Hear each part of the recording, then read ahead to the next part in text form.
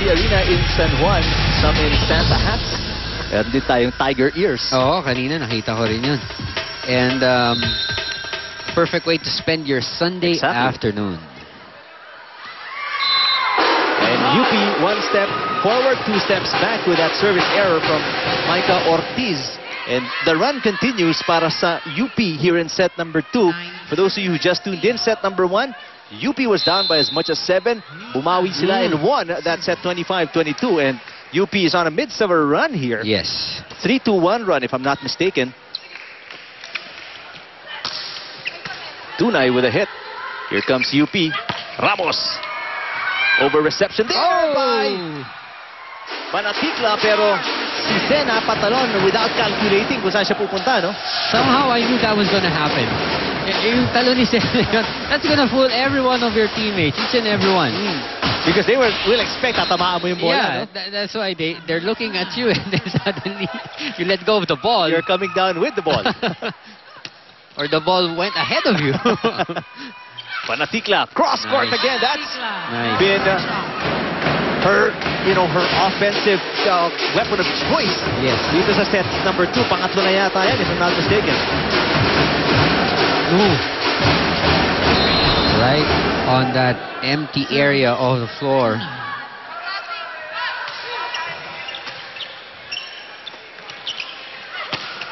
Southland again, down the line this time. Oh, poor setup job there. That's going nowhere para sa UST. Wow, what happened there? They kept on passing at each other. Neta Araneta for UP. 10 serving 18. Poor reception again by UST. Free ball for UP. Ramos. Hirotsuji. And Hirotsuji with a point for UST. That's right, Hirotsuji. Attacking from the middle against a single block. That was safe.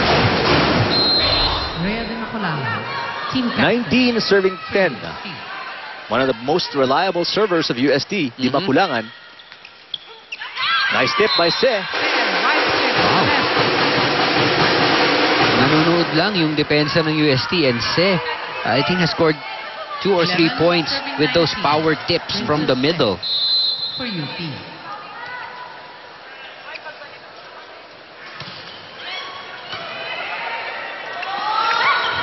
High set for Caballejo.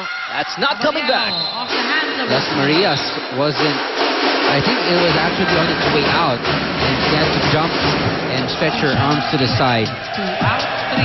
Sarangan in. Oh, it was going in. Pero talagang masyado lang siyang nasa loob yung position niya. Pat Karangan to serve for the Lady Tigers. 20 serving 11. A more stable UST down the stretch here, but nice Marias against Caballejo and Ortiz. Wow! And I love seeing her attack that way because after that parang tuwan-tuwa siya, parang, di ba? He's so happy. After getting that ball across her through the block, Southland run. Las Marias has been doing that since the first set. Ito na naman yung serve ni Southland, ano? Ito yung nagpahabol sa UP in set number 1. Ito, free ball. Let's see what they do. Oh, tough setup job para kay Magtalas. And that's too long for Las Marias. Well, that started from the bad dig from Cuevas. Though it was a free ball, pero Cuevas wasn't able to hand it over to the setter on the right area. Magtalas. 21-12. Maruba Natikla for UST. A lucky break for Magtalas right there. Who would have expected? He tried to set it up, pero lumabas na parang tip over, no? Nice, and all UST could do, even Rhea de Maculang, and that was her area. 3-point for the Las Marias may have her moments, pero she also is sometimes inconsistent.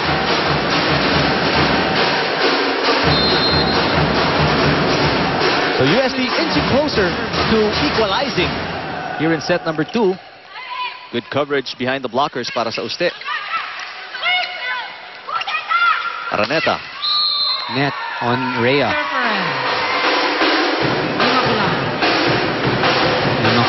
gets called for that violation. 14-22. Substitution. UP. A three-lady substitution here One, para sa in. UP. Libero comes out and 2 16 out. extra players Palad. come in as well.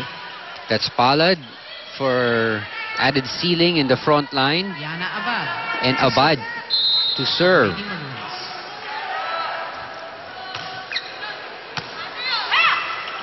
Oh! Makulangan attack. That's a specialty Di Makulangan rarely uses. Ayun, hinulugan ng UP. And only a veteran setter such as Rhea can spot that. Serving. And Lady Tigers. try that on to test the defense of the opponent. Ooh, Las Marias again. The This thing with time- Las Marias is hindi siya umi-square sa bola, no? Hindi niya tumatagilid na lang siya instead of squaring up towards the ball. That's true. Lady Tigers. Kaya pag napalihis ng konti, lilipad talaga Hirap, pareho. oh. So set point para sa UST dito. Ooh, that's an Miss-set. overset. Oh, but Palad, great block. Oh, great one-handed pickup by Cuevas. Di Makulangan. Oh, what a rejection on Tunay by the defense of UP. There you go, Palad credited with that offensive block. There you go. And that ball, of course, all of the USC players were cramped up in front.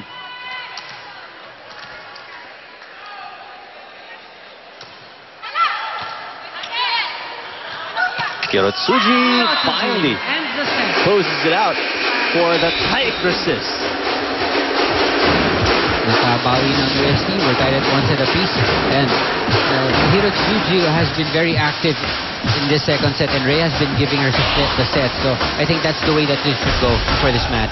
A much easier set number 2 or set para sa UST at nakabawi sila dito. They finish with a 10-point advantage, 25-15, and we're tied 1 set apiece, UST and UP.